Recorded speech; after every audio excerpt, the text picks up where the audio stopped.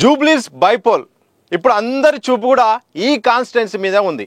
ప్రధాన పార్టీలను కూడా ఎలాగైనా గెలవాలని లక్ష్యంతో మాత్రం ప్రణాళికలు రచిస్తున్నాయి. మూడు ప్రధాన పార్టీలు అధికార కాంగ్రెస్ పార్టీ, బీజేపీ, బీఆర్ఎస్ మూడు పార్టీలకు ఇక్కడ గెలవడం అనేది అవసరం కావడంతో ఇక అన్ని రకాల అవకాశాలను వ్యూహాలను కూడా ప్రదర్శించేలాగా మాత్రం ఏర్పాట్లు కూడా చేసుకుంటున్నాయి. కాంగ్రెస్ పార్టీ మాత్రం ఎలాగూ ఎట్టి పరిస్థితుల్లోనూ ఈ సీట్ను వదులుకోవద్దు, ఈ సీటు గెలిస్తే చాలా రకాలుగా విమర్శల నుండి ఆరోపణల నుండి కూడా తప్పించుకునే అవకాశం ఉంటుంది. తద్వారా వచ్చే స్థానిక ఎన్నికల్లో ఆ తర్వాత జిహెచ్ఎంసీ ఎన్నికల్లో కూడా సత్తా చాటాలని, అలాగే అభివృద్ధి సంక్షేమం వైపు ప్రజలు ఉన్నారని ఒక మెసేజ్ తెలిపేలాగా ఈ ఎన్నిక గెలవడం అనేది మాత్రం చాలా సవాల్గా తీసుకుంది. ఇక అధికార కాంగ్రెస్ పార్టీ విషయానికి వస్తే మాత్రం నవీన్ యాదవ్ను ఎంపిక చేసుకుంది. దీంతో బీసీ సామాజిక వర్గానికి చెందిన వ్యక్తికి మేము ప్రాధాన్యత కల్పించి అవకాశం ఇచ్చాము, తద్వారా బీసీ ఓట్లు కూడా మాకే పడతాయని కూడా ఇటు ఆశాభావంతో ఉంది. దాంతోపాటు గతంలో ఆయన 2 సార్లు పోటీ చేసిన అనుభవం ఉండడం, ఇక సానుభూతి, అలాగే లోకల్ క్యాండిడేట్ కావడం, సత్సంబంధాలు ఉండడం, తనకంటూ ఒక ఓట్ బ్యాంక్ ఉండడంతో అదంతా కూడా కలిసి వస్తుంది అనే ఒక ఆశాభావంతో కూడా అధికార పార్టీ ఉంది. దాంతోపాటు ఇటు అభివృద్ధి సంక్షేమం, ఉప ఎన్నిక అనగానే దాదాపు సుమారు 200 కోట్ల వరకు అభివృద్ధి కార్యక్రమాలని ఈ కాన్స్టిట్యున్సీలో అధికార పార్టీ చేసింది. దీంతోపాటు ఇక చాలా వరకు సంక్షేమ పథకాలు కూడా అందేలాగా కూడా ఒక డ్రైవ్ను కూడా ఏర్పాటు చేసింది. దాంతోపాటు 3 మంత్రులు కూడా నియమించి ఒక కమిటీని ఏర్పాటు చేసి కూడా ఎప్పటికప్పుడు కూడా కాన్స్టిట్యున్సీలో ఏం జరుగుతుంది, గెలవడానికి కావాల్సిన అవకాశాలు ఏంటి, సర్వేల ద్వారా ఏం తెలుసుకుంటున్నారు ప్రజలకు కావాల్సింది ఏంటి, అలాగే పార్టీ పరిస్థితి ఎలా ఉందనేది ఎప్పటికప్పుడు కూడా వాకప్ చేసే ప్రయత్నం చేసింది. ఇలా మొత్తానికైతే మాత్రం ఇటు ఎలాగైనా గెలవాలి, అభివృద్ధి సంక్షేమం ప్రజలు మా వైపే ఉన్నారు, ఇటు బీఆర్ఎస్ బీజేపీ యొక్క ఆరోపణలు తిప్పికొట్టాలంటే మాత్రం ఇక్కడ గెలవాల్సిన అవసరం ఉందని అధికార కాంగ్రెస్ పార్టీ ఫుల్ ఫోకస్ కూడా పెట్టింది. ఇక అన్ని రకాల అవకాశాలను కూడా చేస్తుంది, ప్రచారంలో ఇక ముందడుగు కూడా వేస్తుంది. బీఆర్ఎస్ విషయానికి వద్దాం. బీఆర్ఎస్ పార్టీది ఇక్కడ సిట్టింగ్ స్థానం. మాగంటి గోపీనాథ్ ఆకస్మిక మరణంతో ఇక్కడ ఉప ఎన్నిక అనివార్యం కావడం, ఎలాగైనా సిట్టింగ్ స్థానాన్ని కాపాడుకోవాలని ఇటు బీఆర్ఎస్ పార్టీ మాత్రం ఏ అవకాశం ఉన్నా అన్ని అవకాశాలను ఉపయోగించుకునేలాగా చేస్తుంది. ప్రతిరోజు బూత్ స్థాయి కమిటీ సమావేశాలు నిర్వహించుకుంటుంది. అలాగే ఇంటింటి ప్రచారానికి బీఆర్ఎస్ నేతల్ని, శ్రేణులందరినీ కూడా దింపే ప్రయత్నం చేస్తుంది. తద్వారా ఎలాగైనా మా సీటు మనం కాపాడుకోవాలి, అలాగే కాంగ్రెస్ పార్టీ ప్రజల్లో వ్యతిరేకత ఉంది, అలాగే కాంగ్రెస్ పార్టీ విధానాలపైన వ్యతిరేకత ఉంది, దాన్ని నిజాం చేయాలంటే మాత్రం ఎట్టి పరిస్థితుల్లో ఇక్కడ గెలవాల్సిందే. లేకపోతే మాత్రం ఇక కాంగ్రెస్ పార్టీ ఏమి ప్రతిపక్షాల మాట అనేది నిజం లేదు, ప్రజలు మా వైపే ఉన్నారని చెప్పే అవకాశం ఉంటున్న కారణంగా ఎలాగైనా ఎట్టి పరిస్థితుల్లో కూడా సిట్టింగ్ స్థానాన్ని కాపాడుకోవాలి. అలాగే ప్రజా వ్యతిరేకత ఉంది, దాన్ని ఓటు బ్యాంకులా మార్చుకొని ఇక్కడ సీట్ను సాధించాలని చూస్తుంది. ఇక బీఆర్ఎస్ బలాబలాన్ని చూస్తే మాత్రం వరుసగా అక్కడ మాగంటి గోపీనాథ్ గారు గెలవడం, అలాగే తద్వారా ఆయన ఆకస్మిక మరణం కారణంగా ఆయన కుటుంబంలోనే టికెట్ ఇవ్వడంతో ఆయన సతీమణికి సానుభూతి కలిసి వస్తుందని ఇటు బీఆర్ఎస్ పార్టీ భావిస్తుంది.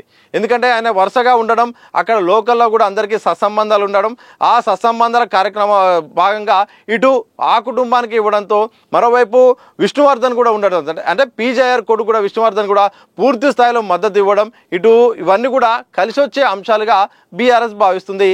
ఇక దాంతోపాటు గతంలో ఉన్న సంక్షేమ పథకాలు, అభివృద్ధి పథకాలు ఇవన్నీ కూడా కలిసి వస్తాయని కూడా ఇటు బీఆర్ఎస్ భావిస్తుంది.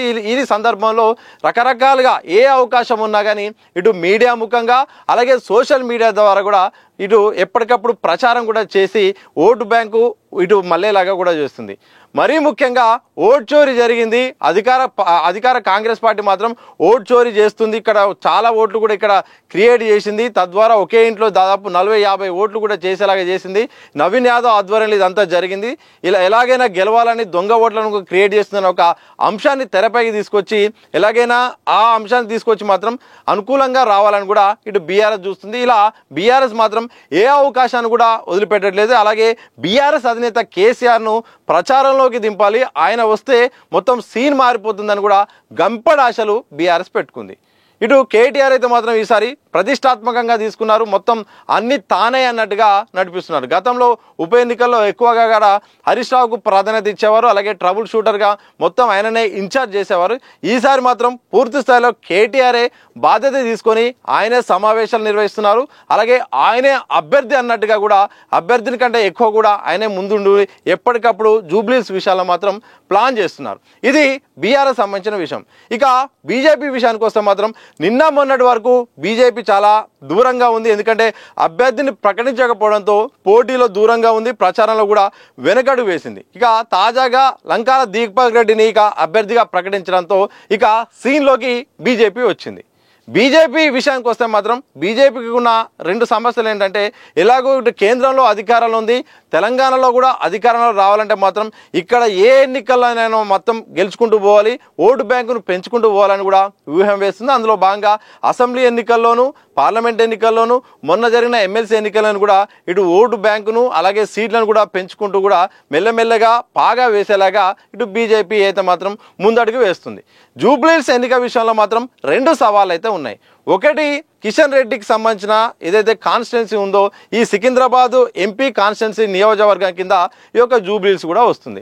ఆయన కేంద్ర మంత్రిగా ఉండడంతో ఇక్కడ జూబ్లీస్లో బీజేపీ గెలవడం అనేది చాలా అనివార్యమైపోయింది. ఒకవేళ ఓడిపోయినా గెలిచినా మాత్రం ఆ ప్రభావం మాత్రం కేంద్ర మంత్రి కిషన్ రెడ్డిపై కూడా ఉంటుంది. కాబట్టి ఆయన మొదటి నుండి కూడా అభివృద్ధి కార్యక్రమాల పేరు చెప్పుకొని ఏదో సందర్భంలో ఇక్కడ ప్రచారం చేసేలాగా రెగ్యులర్గా ఆయన అందుబాటులో ఉంటున్నారు. మరోవైపు రామచంద్రరావు కొత్తగా బీజేపీ రాష్ట్ర అధ్యక్షుడు కావడంతో ఆయన పనితీరు పైన కూడా ఈ ఎన్నికల ప్రభావం కూడా ఉండే అవకాశం ఉంది. ఎందుకంటే కొత్తగా అధ్యక్షుడైన తర్వాత ఈ ఎన్నిక వస్తుండడంతో ఆ ఇంపాక్ట్ ఎలాగైనా ఉంటుంది. కాబట్టి ఇద్దరికి కూడా చాలా కీలకంగా జూబ్లీస్ ఉప ఎన్నిక కూడా ఉంటుంది. ఇక నెక్స్ట్ స్థానిక సంస్థల ఎన్నికలు ఉన్నాయి, ఆ తర్వాత జిహెచ్ఎంసీ ఎన్నికలు ఉన్నాయి. స్థానిక సంస్థల ఎన్నికల్లో ఈసారి ఎలాగైనా పాగా వేయాలని బీజేపీ చూస్తుంది. ఈ జూబ్లీస్ ఉప ఎన్నిక ద్వారా ఇక్కడ గెలిస్తే నెక్స్ట్ వచ్చే ఎన్నికల్లో కూడా మాకు మేలు జరుగుతుందని కూడా బీజేపీ కూడా అన్ని రకాలుగా చూసుకుంటుంది.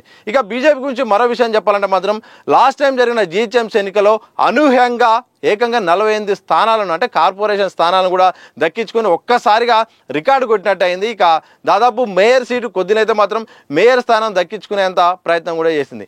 ఈసారి కూడా జిహెచ్ఎంసీపై పీఠంపై ఫోకస్ పెట్టింది బీజేపీ.